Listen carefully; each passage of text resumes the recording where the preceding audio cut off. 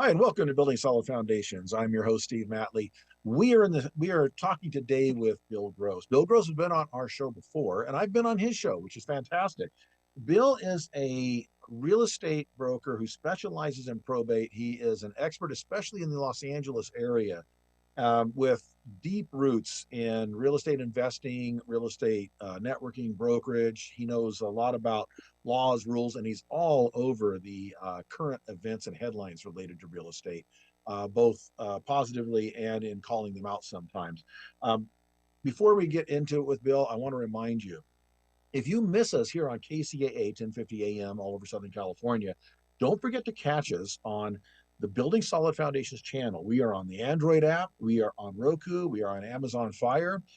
We are not on Apple yet because Apple just doesn't like to play nice with other children, but we'll get there probably eventually. And we are on Spotify, all your favorite podcast platform. We're out there, and you can catch little clips on YouTube. So let's get into this with Bill. I love talking with Bill. He is a man after my own heart, meaning he really likes to dig into the information and the history and what's really going on in the real estate industry and get way beyond the headlines. So, Bill, welcome to Building Solid Foundations. Really glad to have you. Thanks so much. Always fun, Steve. Always great to talk to So, I met Bill through the Los Angeles County Real Estate Investor Association. He actually hosts the podcast for that organization, which, if you. you miss it, you need to go catch that. That's a great podcast.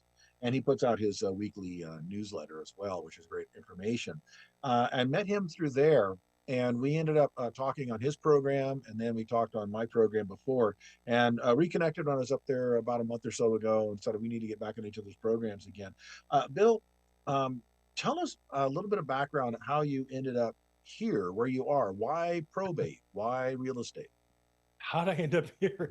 I mean, it's a really funny story. I graduated college, actually had been pre-law, decided not to go to law school. I was too broke and really wanted to get out in the world and got into electronics and computers. But my brother was in real estate and we went to lunch a couple times and he kind of invited me, he said, well, why don't you pretend you're my partner on the way home from lunch? And I did. And I asked, like, what are you doing? What's that guy do? And after a couple of those, I said, this looks like a lot more fun than what I'm doing. And I started in real estate in 1986 in Southern California in Diamond Bar and Claremont, working new builder financing and resale home financing. And I did mortgages for a while, then moved into real estate. And then at 60, about 5 years ago, I had worked into management. And I think, my generation, we thought management was an upgrade or upward path, but really in real estate, it's not. And I ended up at 60 not liking who I worked for, not liking the ownership at all, making a lot of money. But there's more to life than that, I realized. And as I got to the end of my career, I said, what do I really enjoy doing? And I've always enjoyed selling houses and helping families through difficult problems. I reflected back on the area that I felt I could help most on, which was probate real estate, helping families get through the legal process and through the courts and the administrative process. So I've been the last 5 years really focused in on probate real estate here in Southern California. Okay. Now, you mentioned 1986. Wasn't there a major change in the real estate market? Something about the Tax Reform Act of 1986 that changed real estate a lot. So you Well, you there was came in right that. when all that was happening. There was that. And then there also was where interest rates came down for the first time below 10% at that same time. Right. And Well, the they'd economy been was at really booming. 18 to 20%, like credit card rates for a while. Yes. Exactly. Exactly. So I will say I did come in kind of in a wave of refinancing, a wave of economic growth, and it made it easier to get started. But then that wave turns back the other way, and you have to work your way through the career Yeah. and find a path. But definitely, 86 was a very hot time for real estate investment. And yeah, that was when the SNL thing was happening. They were all Mhm. failing. And yeah, the Resolution Trust Corporation, all that stuff was happening through that time. I started working for Great Western at the time Savings, later bank, Yes. and their slogan was "We'll always be there." And by the way, they're not. They're So not. They Washington Mutual took them over, and now they're gone. I think they're Chase now. exactly. And I remember, see, what I remember about Great Western is John Lane was their spokesman back in the 70s. Yes. Yes. Yeah. Yeah. In fact, there's a statue of him on Wilshire Boulevard in La Cienega in front of what was the corporate headquarters for Great Western Bank. Life size of Yeah. him on a horse. Beautiful statue that's there. Yeah. Okay. Okay. Yeah. And then you mentioned Diamond Bar. So interesting enough, back in the late 60s, I was really little. We lived in Diamond Bar. At that time, there was no freeways Oh, in Bar. right. And my dad bought the house there because these were really nice homes. And the builder went belly up because the freeways were late coming in. They Right. had built them expecting that commutable. So we moved there, and my dad drove down Imperial Highway to the west side of LA every day. And so, Wow. what was that, like a 2 hour commute or something each way? Ridiculous. Number one, I learned how to drive at that spot at where Imperial and the 57 freeway was being built.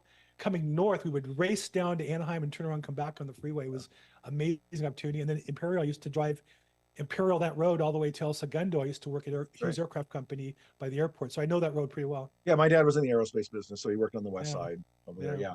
So yeah, so it was interesting you mentioned those two things. Okay, so you got into the probate business, and now explain to for our listeners, for some that may not really understand what that means. As far as they know, probate is just something their tax advisor and their trust attorney warned them to avoid. That's all Right, they know. right. Well, the way I describe it is if you don't have a plan for if and when you die or are incapacitated, the state of California has one for you. It's kind Right. of like getting a driver's license at the DMV. It's just not as pleasant as the DMV experience is. It's not as service oriented as the So DMV is. And so, okay. literally, I have a case where one of the wealthier customers in my career passed with an estate worth, probably a total of $40 million. And between taxes and attorney's fees and such, he'll pass on about half of that to his in this case heir, to his estate, because he didn't have a probate set up. Whereas if he had a probate set up and could have done some tax planning, almost all his assets could have passed in a much more efficient tax wise, and he would have saved tens of millions of dollars. Does that So shock that's you for that the someone with that type of asset base would not have had a plan?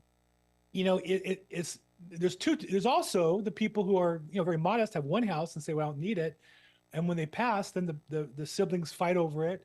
Also, there's defects in planning where you may not realize, but a prior marriage, children from a prior issue, or divorces change the ownership rules. And so it's important to have a plan and to review the plan on a regular basis every 5 years or so, because we change and we change our desires.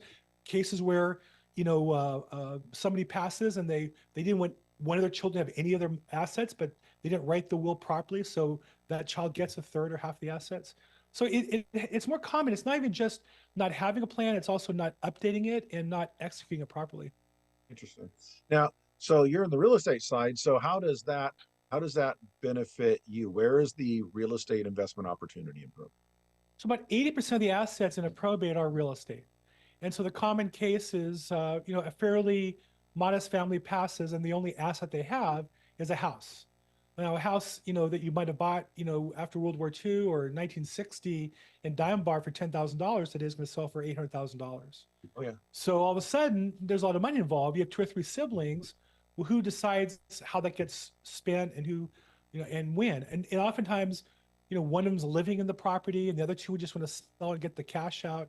So there's a whole myriad of social challenges that all get kind of processed through. But when somebody passes, so I get involved in both we want to sell the property, but then it's well, I want to sell, but I can't because there's a problem. And then my job is to help that customer find a solution to that problem, whether it be bring in the right attorney, the right legal resources, the right eviction attorneys in many cases, cleanup, hazmat, whatever the problem is. My job is to help the customer solve the problem to get the goal, which oftentimes includes selling the property. So you're beyond a real estate agent and beyond just an investor. You become a moderator and a facilitator to help these people Yeah, get navigate through that so they can get to the point they can liquidate. I think the goal in any business is creating value for your customers. And so if a Mm-hmm. customer has a problem, if you solve it, you get paid. And one of my first mentors was Zig Ziglar. He said, you can have anything you want in life if you help enough other people get what they want. So people don't call me and say, hey, I need a real estate agent to pay a commission to. They call me and say, we'd like to sell our house, but we can't because we have a problem. And I know that means if I help them solve the problem, there's a good chance I'll get paid for selling the house. Yeah. And you mentioned the Ziglar quote. Zig Ziglar was is one of my top of my past heroes. I just love Wow. the guy. I read his books, and I love that quote. But the quote that I related to the most was this quote that he graduated in the half of the class that makes the top half possible. That's the one that I related to the best. So, it was true for me too. He had a lot of humor in his presentations. I studied Yeah, with him. I went to Dallas area for a I did. week to do train the trainer with him, and saw him with the redhead and his wife, and Mhm. saw he really walked the walk. It was really just an amazing experience in my lifetime was to spend time with him personally. Yeah, yeah. I saw him live. I want to say three times.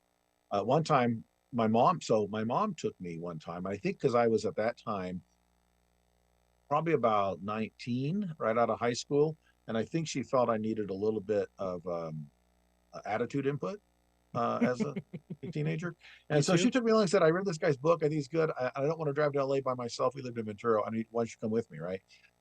But I think that was her way of getting me in the door and having me exposing me to this talk and this guy. And then as I heard this talk and I was like, I just loved it. And then she gave me the book, The See You at the Top. And I read that book and it just kind of, it really honestly did change the trajectory. My Yeah, thinking it started was going amazing. after the Augmendino stuff and there was a lot of other stuff out there at the time that I started reading. And it really did change my perspective on it. So I appreciated him and what he wrote and the other contemporaries that he had around him at that time. So yeah, thoroughly enjoyed it. Never, I met him once, shook his hand once. That was, but yeah, really enjoyed his stuff. And there's a lot of good people out there now. There's the John Maxwell's out there, and there's some other really good speakers out there. And I'm a firm believer in self-educating because I Mm. think that's the only way to go. We're going to have to take a break. When we come back, what I want to dig into is let's get further into the real estate business. I want to start talking to you when we come back from the break about some of your take on the major media's view of real estate and how accurate that is, where it comes from, and how much of that we need to absorb if we're going to make good decisions. So this is Building Solid Foundations. We're on KCAA 1050 AM. I'm talking to Bill Gross. He is a real estate investor, real estate broker, expert on probate. We'll be right back after this short break. Don't go anywhere.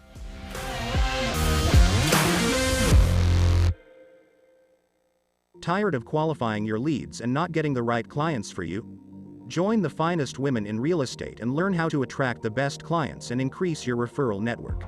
Call now at 951 378 5316.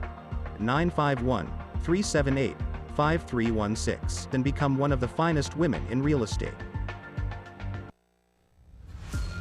This is Steve Matley. Join me every Thursday at 3 p.m. right here on KCAA for Building Solid Foundations radio talk show.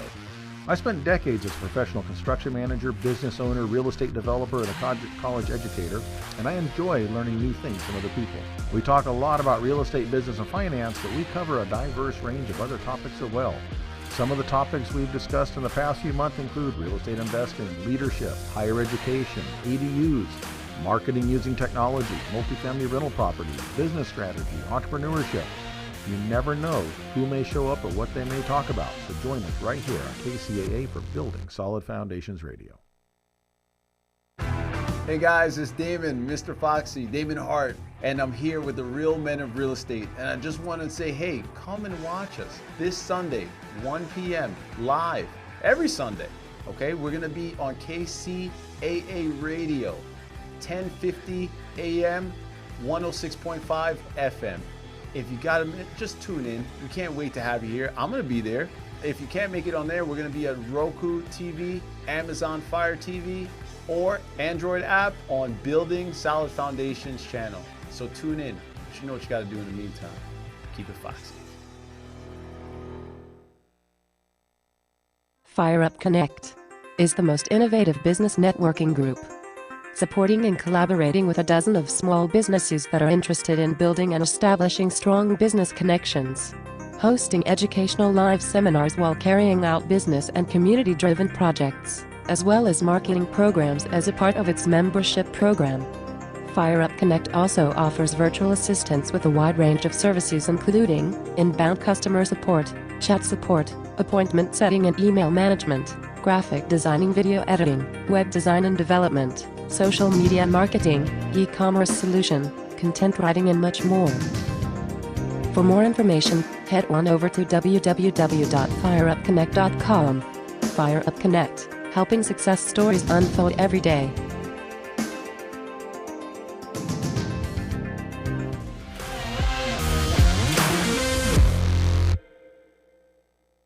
Welcome back to Building Solid Foundations. I'm your host, Steve Matley. Today we are talking with Bill Gross. He is a real estate broker, a real estate investor, an expert in real estate, and he specializes in probate. We talked about his background before the break, and just before the break, we were getting into what the real estate media, the headlines, and what's out there. We all know that we're supposed to keep ourselves informed.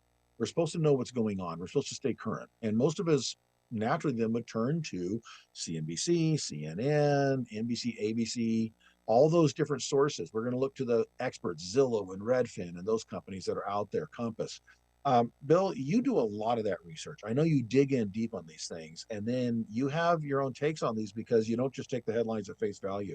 So, first, tell us what sources you go to, and then how you kind of analyze what they're saying. One of my rules in any research is I want to see the original source. So when I see a report about a study, I want to click and read the study because they're always written in English. We went through this whole thing with COVID, and people say, "Well, you're not a doctor," and I'd say, "Yeah, but the report was written in English, and I read it.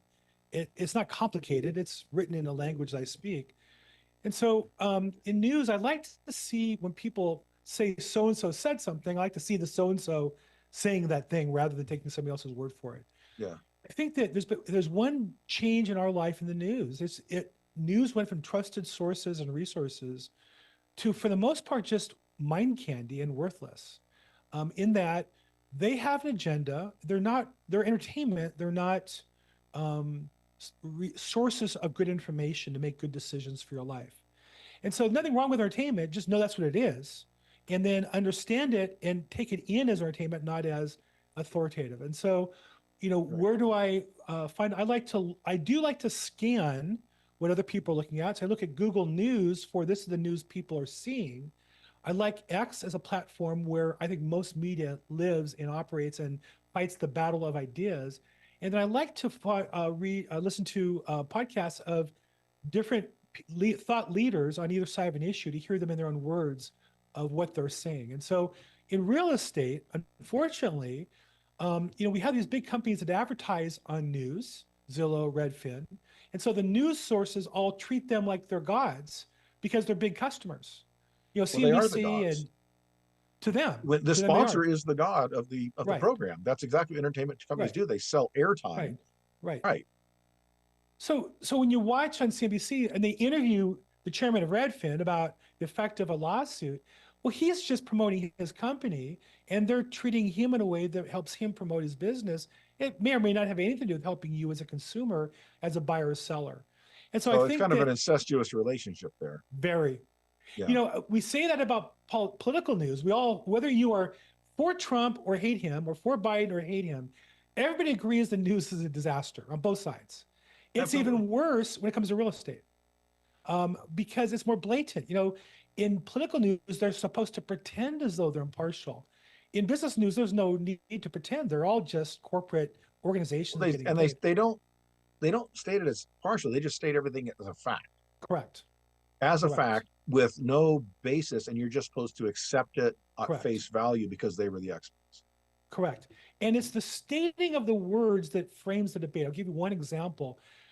As a real estate investor, I would never buy a property that was to be rented in Los Angeles County or Southern California or California for that matter. Why? The laws are so anti-owner. There's a goal, I believe. There's a group of people whose goal is to take the property from owners and to give it to people who don't own property. Now, we can debate that, but that's where the laws are forced to. But notice the word we use, squatter. A squatter, maybe if you're driving in a field and you pull over and go to the bathroom, that might be squatting on somebody's land. Or maybe if somebody has 100 acres and you pull off in a little corner, build a little, cabin or something, or a little place to put your sleeping bag, that's squatting. When somebody breaks into your home that you've saved your life to build, that your retirement's based on, and because of them being there, you can't sell the property that's worth $500,000 or rent it and collect $3,000 a month. And top of the $3,000 a month, they're costing you the damage they do. That's not squatting. That's grand theft. Grand theft. That's assault. That's breaking in. So we don't put those people in jail anymore, whether when they go to stores and do it.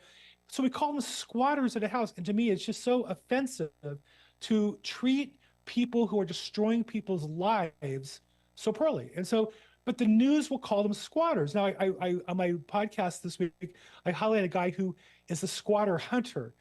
He had a friend who had brain damage in an automobile accident, and her life savings was a house she was renting. and she couldn't collect the money because this squatter moved in. The squatter was a guy who founded Umani Burger. He was a guy who was living a good life. He's traveling all over the place. And so what this guy did was he got a lease from the lady and moved in alongside the squatter and made the squatter's life miserable. It's on YouTube. It's just hysterical. Flash Shelton is his name. So I do think that at some point it's the language we have to take back and call people out. And there are people who have shameful conduct. I think we need to call them out as having shameful conduct. And the real estate news, I believe, is one of those sources of shameful conduct. I agree. And again, you mentioned they were entertainment companies. An entertainment company's job is to sell airtime. And the way you sell airtime is to get people glued to their screens and Correct. to appease your sponsors. If you make your sponsor upset, they don't sponsor anymore. Correct. And Correct. they end up kind of boycotting you as an advertising source, and you're dead. So you do both those things. You keep your sponsor happy and you keep your people glued to the screen. And I always tell people, if you woke up in the morning and turned on CNN and they said, you know what, things aren't really all that bad, it's going to be okay, you're never going to tune in again. They have to scare the hell out of you. Yes. They need a boogeyman. They need somebody to blame you. So in housing, it's housing affordability. Well, it's really not housing affordability. It's that our politicians have destroyed our economy, sent jobs overseas, spent like drunken sailors would never even spend money into deficits to raise interest rates and make it hard for the average American to buy a house. It's not housing affordability. It's the economic destruction that's gone on during my entire lifetime. But politicians don't want to call it that. They rather talk about the affordability problem or the homelessness problem that they never solve. So really, they have to have a boogeyman. And then I think that's where racism comes in. It's not your fault because you're a person of color. It's this guy's fault because he is discriminated against you. Even if he's a nice guy, it's just the fact he's different than you. It's his fault. It's the owners, not the landlords. It's the owner's fault why you can't buy a house. It's everybody's fault but your own. And the reality is, and you know this from following Zig Ziglar, there's only one person who's going to help you make the income you want. There's only one person who's going to help you build the wealth you want. Now, I'm religious. I say with God's help, that's me. I've got to do the work every day, consistently, with passion, with vigor, and I can achieve anything. There's nobody to hold me back. And if they're trying to hold me back, I just need to get around them. But the news would rather have you upset and then continue watching than say, I'm going to go out and build my life, turn off the TV or turn off the phone and go out and get to work. They don't want that to happen. Well, it's extremely validating to know that everything is not my fault. It's just great to know that I'm not responsible for any of the crap or failures that ever happened in my life. It's always them, and I'm a perpetual victim. That's very unfortunately, you spend your whole life that way and you'll never get out of it. Right. And the fact is, where people say, this group's oppressed, that group's oppressed. Right. If you study human history at all, everybody's been oppressed. There has been an extremely small percentage of people that have oppressed other people throughout history.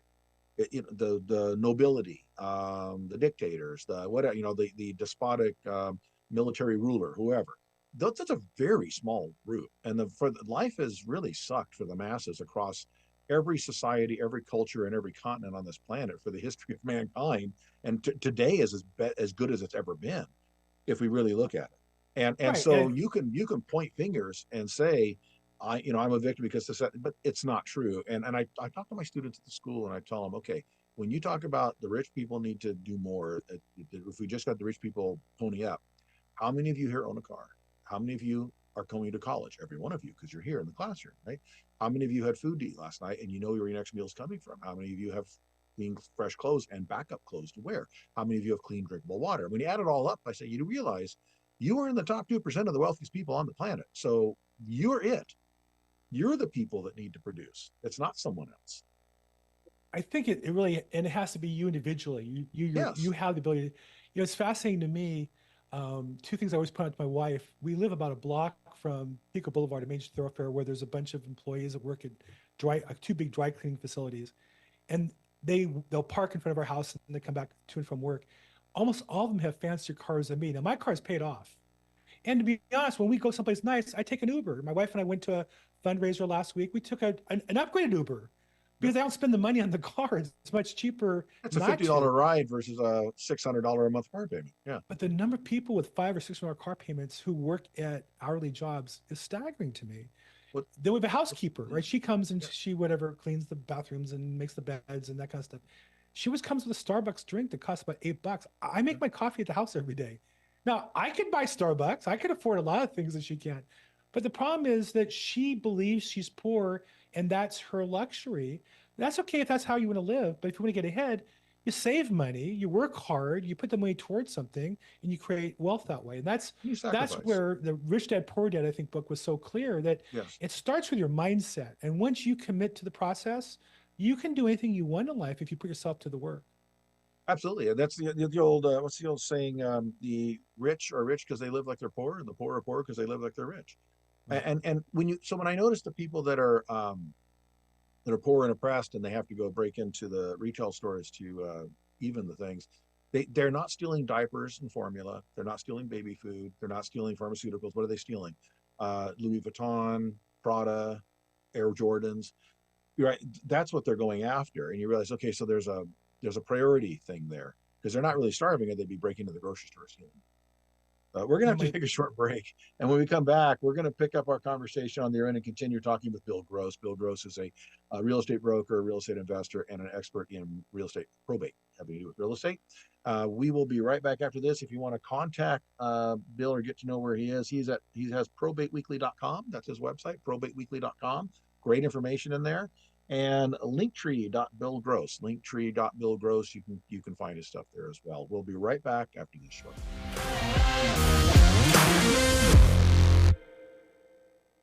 Tired of qualifying your leads and not getting the right clients for you? Join the finest women in real estate and learn how to attract the best clients and increase your referral network. Call now at 951-378-5316. 951-378-5316 and become one of the finest women in real estate. This is Steve Matley. Join me every Thursday at 3 p.m. right here on KCAA for Building Solid Foundations radio talk show. I spent decades as a professional construction manager, business owner, real estate developer, and a college educator, and I enjoy learning new things from other people. We talk a lot about real estate, business, and finance, but we cover a diverse range of other topics as well.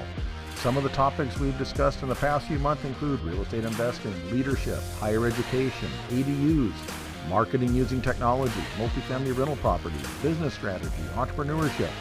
You never know who may show up or what they may talk about. So join us right here on KCAA for Building Solid Foundations Radio.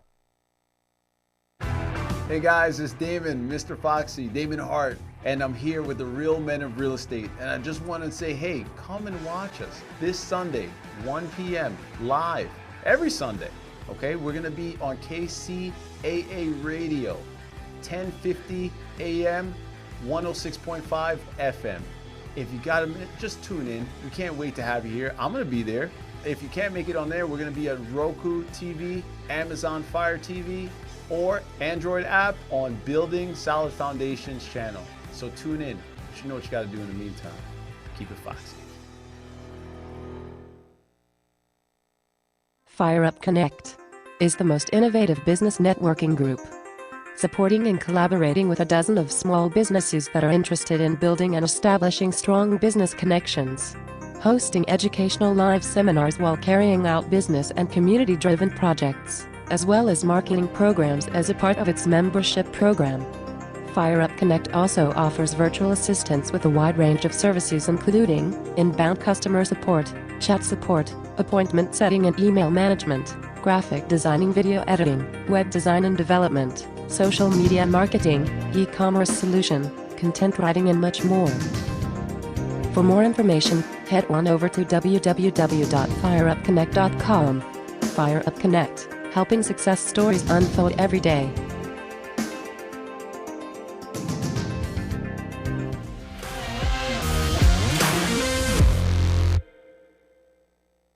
Welcome back to Building Solid Foundations. I'm your host, Steve Matley. We are talking with Bill Gross today. He is a real estate broker. He is a probate expert, and he is a real estate investor. I met him through the Los Angeles County Real Estate Investor Association that meets over in Culver City once a month.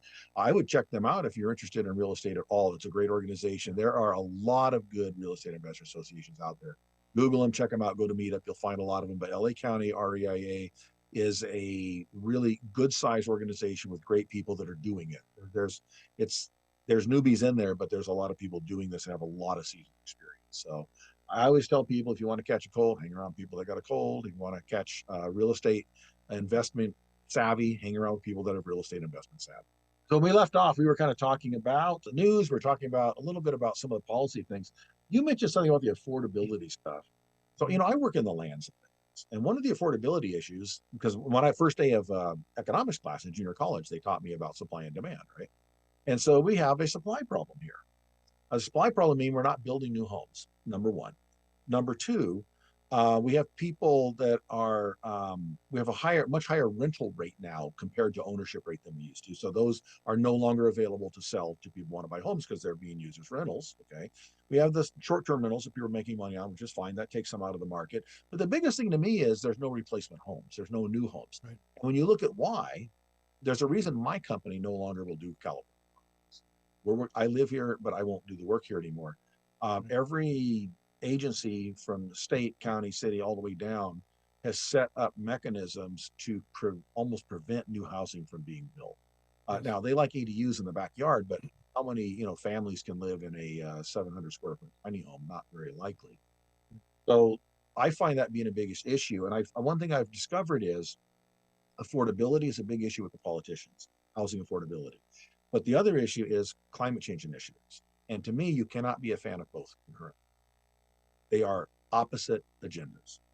The things we do to engage in climate change mitigation policies are oftentimes the very things that prevent new housing from being built or affordable housing. So I'm interested in your take on that. Well, I think part of it is we don't have an honest conversation on these issues. The truth is, California leadership, California's political leadership, has made the decision they want to have less people, and when you hear them speaking amongst themselves, them being world leaders at Davos, Bill Gates, those kind of people, they talk about honestly reducing the population of the world and reduce the population of the United States because we consume, in their minds, we consume too much. Now, the opposite of that is Elon Musk, who says we have plenty of room for humanity. He loves humanity. We should have more people. We don't have that debate. What we do is we have a fake debate on climate change that nobody really can document, but it's a cudgel to stop building housing here in California. And it's a fear-based cudgel. It's a fear-based cudgel. Same, and affordability is another, is a fake, because what they do is go, wow, affordability, let's have another government program to solve the problem. But the problem is the government power purposely not building houses. So what we're doing is we're giving power to the state government, which is stopping building houses. And their solution is we'll give them more power to stop building houses. And so we don't really have an honest debate in California about how many more houses should we have and how many more people should we have. I think you hit the point. The politicians would love everybody to live in a high rise over a metro station and take the train to and from their home and do their shopping in the store that's right below them and walk home, like in Manhattan, New York. Well, that's not California. That's not how I grew up. That's not the life that I want to live. And that's not the life that most Americans want to live. But that's really what's going on. And I just don't feel like we're having an honest conversation about those values. We're really, it's more of a tug of war between the side that wants to control us and then those of us who are free trying to pull apart from that. Yeah, and caveat on there, I'm not opposed to things that help the earth. I live here. And I've never met anybody that says I'm opposed to a healthy earth ever. I've never met that person. But if you raise anything up and raise the question and say, is this really the right thing to do, the right priority, then all of a sudden it's, oh, so you're anti, you hate the earth. No, I don't. I like clean air. I like clean water. But I also know that people should have safe, affordable, accessible housing because that is one of the basic food, shelter, and clothing. If we can, that's the basics you need to provide. And I see that there's a lot of initiatives out there that are preventing that from happening. And I think you're right. A lot of it has to do with the control thing and an ideology that says we all need to, I said, live in the populated center of everything. That's not practical. Now, the people that advocate that, we take mass transit, we live in a small apartment, we're all okay. Where do they live? Multiple mansions in multiple mansions, yeah, with big gates around. Nancy Pelosi has a mansion in San Francisco and a mansion in Palm Beach. Bernie Sanders has 5 mansions, and he was asked the question. He was like, "Well, I have one in Washington, and I have one here, that I have a mountain home. Does everybody have one?" I'm like, "Well, no. Most people are lucky to own one house, let alone have 5 houses." Or rent. So, a lot of them most people are renting. Yeah, they're renting an apartment somewhere. And I think that's and how do they get around? Do they take the? I've never seen any of the politicians I know on a light rail or on a bus, and that, unless they're cutting a ribbon for a new line or something. Right. Right. And so I think this is where people need to wake up and realize that they're telling us how they want us to live because that empowers them to live the life they want to live that they haven't earned. And it's something that we as Americans need to take our power back. Jamie Dimon's a perfect example of a guy who was an attorney of a failed bank, but he got signed into it, and then they merge up and merge up and merge up. The guy's never lent anybody money. Banks were originally guaranteed by the government to help Americans buy home loans, to get houses. And now we have Chase, who's too anxious to lend money to Chinese corporations that are taking American jobs, not as interested in doing mortgages to American homeowners. And so we've really given power to these people, and they have so much, and they keep taking more and more. And at some point, we have to take the power back as the citizens if we want to enjoy the lifestyle and the freedoms we want. In California, and I live here, we've pretty much just ceded the whole thing and said, no, we'll live in towers and we'll live in the city and let crime go crazy. And we have nobody to blame but ourselves for that outcome. Well, there's been a concerted effort over multiple generations to teach people that that is the only way we can live. You know, I work in a school, a college, and it's architecture based, and so we talk about, you know, urban planning and those things, and that is embraced. You know, the AIA out there has their mantra, and all of that just falls in line with all those core values that we all have to live in the urban environment. We all have to take mass transit. Everything has to be sustainable. We're all about windmills and solar energy, and I'm not opposed to any of those things. I'm actually in escrow on a house right now in Arizona. It's got solar panels on it. I love the fact it's got solar panels on it. Right. I don't know that that dictates that I need to tell all my friends and neighbors that's the only way to do anything. It doesn't. You know, I don't mind you telling everybody to do it. It's when the only people telling you that you have to do it have a gun and a badge called the government. That's what the problem is. And I think when we really look deeper, the people who are making these decisions are not educated. They're not successful. They're not successful businessmen telling us to do these things. These are bureaucrats who do this because it gives them power. And I think we as citizens need to take the power back. There's nothing wrong with it's so fascinating. Nothing wrong with having electric cars if that's what you want to drive. The problem is the government saying you can't have non-electric cars after a certain date. That's where the problems start to come into play when people who don't know what they're talking about dictate policy and take away freedoms from us Americans. Well, and when they do it with a complete lack of full information, they don't disclose the fact that where's the power coming from? The car doesn't produce the power.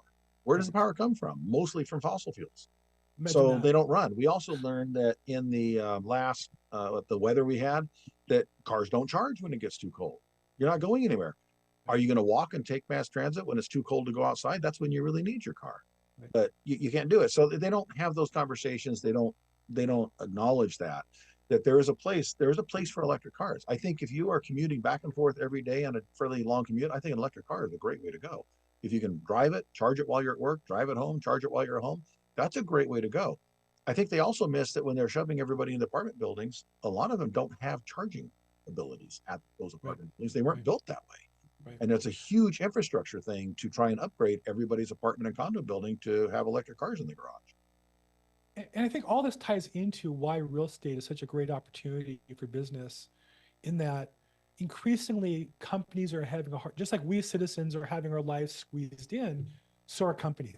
Increasingly, California companies are moving manufacturing to other states and into other businesses in other states where they have more freedom to do things. But two things about real estate are unique. One is there's still real estate here that's valuable. Industrial real estate is doing very well. Residential properties, the right properties are still doing very well. It's still appreciating. And number two, you can invest in other states from California. And so increasingly what I found in the last 5 years, COVID accelerated that, but started before, was increasingly people are able to invest across the country and use our competitive market of California as an example, and then use those principles in other states and do well. So that's unique opportunity of real estate. Is I live here, but I do business across the country, and it gives me the opportunity to enjoy my grandkids that live nearby and the beautiful beaches and weather of California, as well as doing business nationally. I agree with that. And you mentioned earlier that not wanting to have rental property here in California, that's a mantra of mine as well. So I live here in California. I do not own real estate in California. I rent my place in San Diego over the bay, mostly because it's half the cost as if I tried to buy one of these units and pay the HOA and all the stuff. I own property in multiple states across the country. I own land, I own homes, I have different things. And that's, as you said, the opportunities are over there, and that allows me to be able to afford to live here. and I don't really want the part. One thing I've looked at real estate when you own in California is when they pass the next kind of crazy idea, the leverage they have, of course, is leaning your real estate.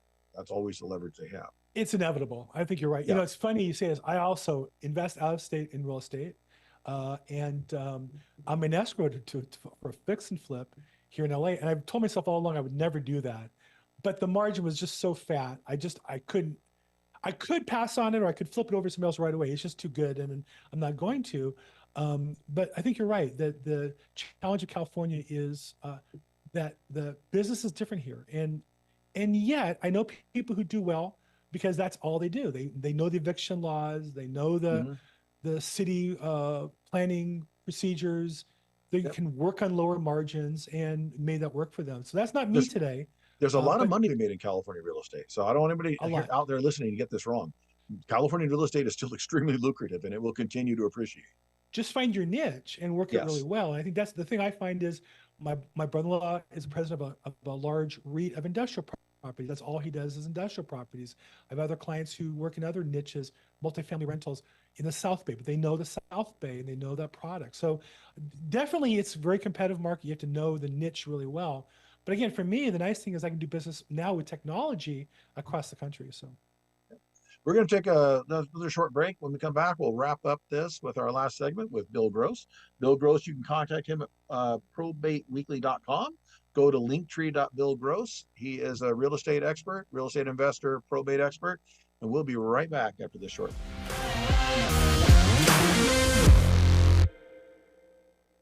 Tired of qualifying your leads and not getting the right clients for you?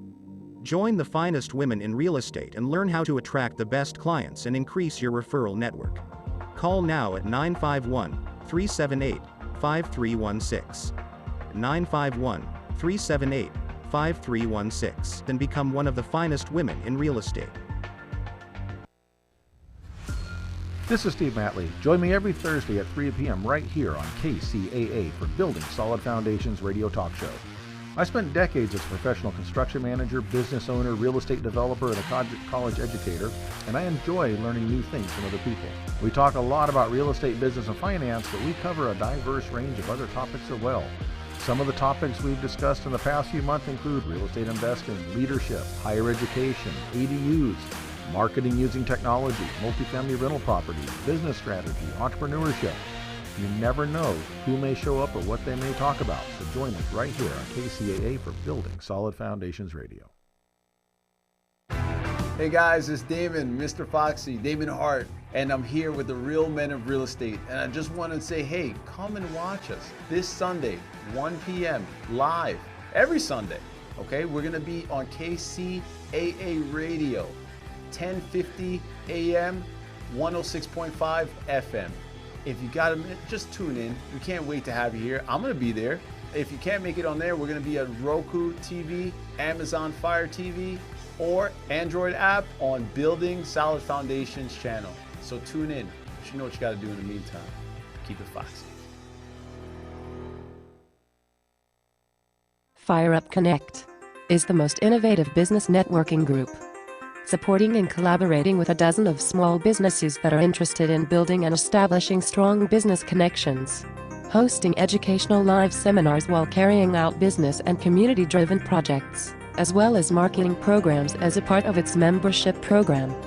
Fire Up Connect also offers virtual assistance with a wide range of services including inbound customer support, chat support, appointment setting and email management, graphic designing, video editing, web design and development, social media marketing, e-commerce solution, content writing and much more. For more information, head on over to www.fireupconnect.com. Fire Up Connect, helping success stories unfold every day.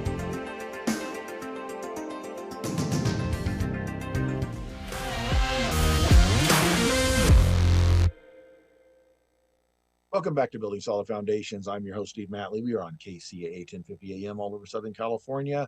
Don't forget you can catch us on the Building Solid Foundations channel. That's a free channel you can download on Android, Roku, or Amazon Fire. We're also on your favorite podcast platform, probably. We're through Spotify. And we post up on YouTube from time to time as well with some clips. So check us out and we have a lot of great guests on here, including the one I've got today, which is Bill Gross. He's been a fascinating conversation. Love talking with Bill, extremely knowledgeable. And I like that Bill digs in below the surface of what you've read. You've read these things in the newspaper, you saw the headlines, you saw the clickbait on your social media. But when you dig in, I love the fact that he goes into and says, okay, who said what? First of all, who's the who? And secondly, what's the what? And Yep. verify both those things. So, Bill, in that realm, there is a recent decision that came down. It has to do with real estate commissions in the state of California. There was a lawsuit over that. Fill the listeners in on what that is and what that might mean. Well, it's actually national. It's a court case Okay. that started in Missouri, in St. Louis, in a federal court there. And there was a group of people suing on behalf of sellers of real estate nationwide. And there was a settlement from the National Association of Realtors of almost $500 million, $500 million, that purports to dramatically change the way we do real estate. Now, I think there's a lot of excitement in the news about it. There's a lot of headlines, I think, that are more puffery than real. The truth is, a lot of the procedures that they implement in that settlement, we already have in California. So there'll be a tightening up, I think, and a reconfirmation. But I don't know that business will change that much, with the one difference being that whereas now real estate agents will publicize to buyer's agents the commission they're offering on a listing, that's going to go away. I believe cause some confusion amongst how do buyer's agents get paid and how much they get paid and things like that. But the thing you have to watch is who's saying what's going on and what's their interest in it. Because even still with this recent announcement, it doesn't cover all real estate agents. It covers 1 million out of 1.5 million. So there's still a long ways to go in this process. I think the thing that's most troubling as a taxpayer, as a businessman, is do we really want our entire real estate industry thrown in upheaval by one federal judge in St. Louis and 12 jurors picked out of St. Louis and one attorney who's suing an industry in St. Louis? Is that really how we want to organize real estate buying and selling across the entire country? At some point, I think the answer is no. At some point, we have laws. We have laws in California. We have laws in the United States to protect all of us to do business the way that we all agree to do it. And I think the idea of some attorney in St. Louis suing politicians in Missouri, I think there's no way that ends well for everybody. It's going to be bad for everybody but the attorney and both attorneys and the politicians that can make some money off of all that. So stay tuned. I'm sure this is going to be a battle that's going to be fought for the next couple of years. Yeah, and that's a lot of what we see is we debate issues. We debate candidates, vote for this person, vote for that person at the local level, school district level, state level, federal level. And then the things that seem to affect us the most come from an individual somewhere who makes a ruling somewhere. Right. And I always tell people one reason that I have an issue with California is they change the rules in the middle of the game a lot, because a judge makes a ruling and that you can't predict it, and it just shows up and it changes the rules in the middle of the game. The governor makes an edict, which is not supposed to do edicts, but they do. And so all of a sudden that changes. The legislature goes and does something crazy. Or worse, and I find the worst part is when all my friends and neighbors go to the ballot box and pass an initiative without any idea of what it really does. And some of the most ridiculous ideas that come through that, you can't even blame the politician.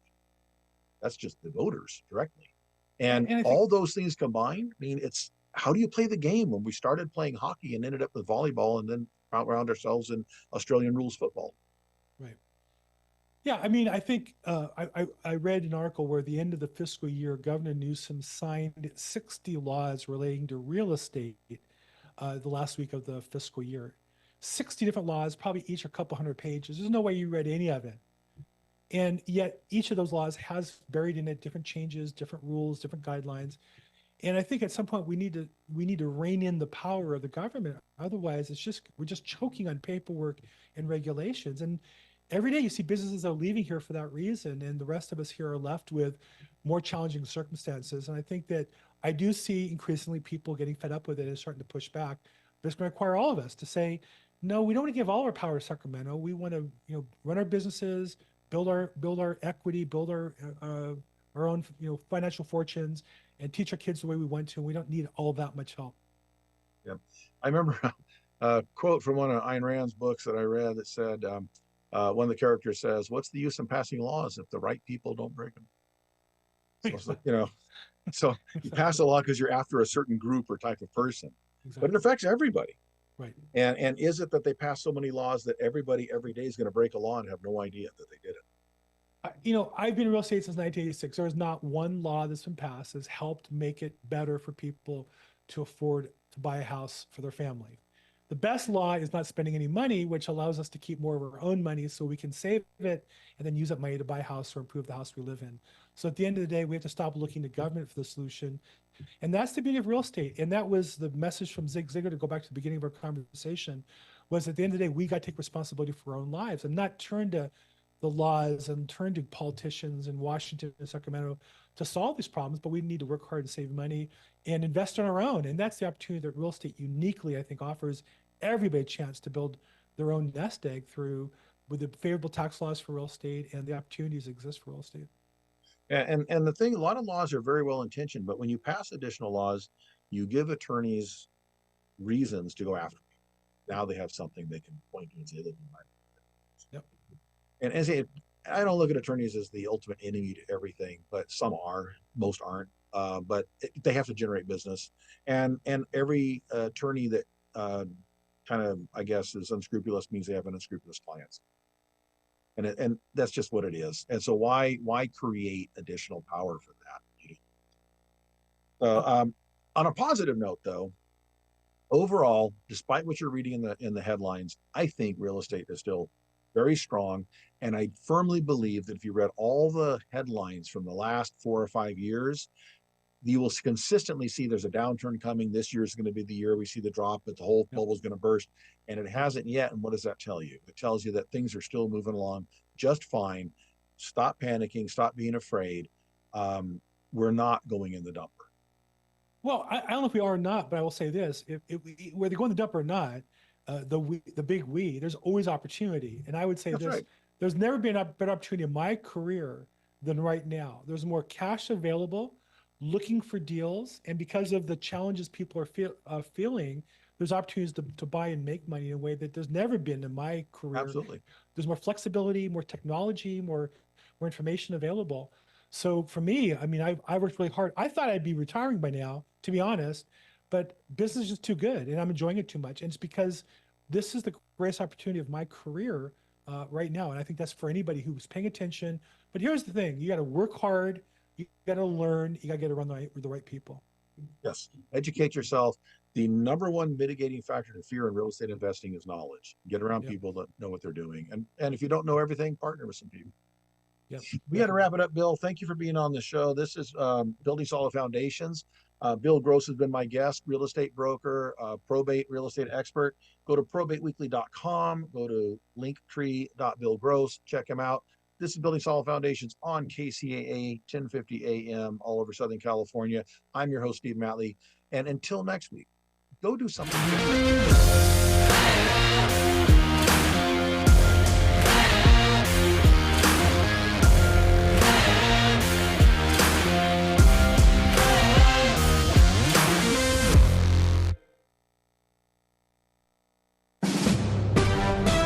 NBC News Radio, I'm Lisa T.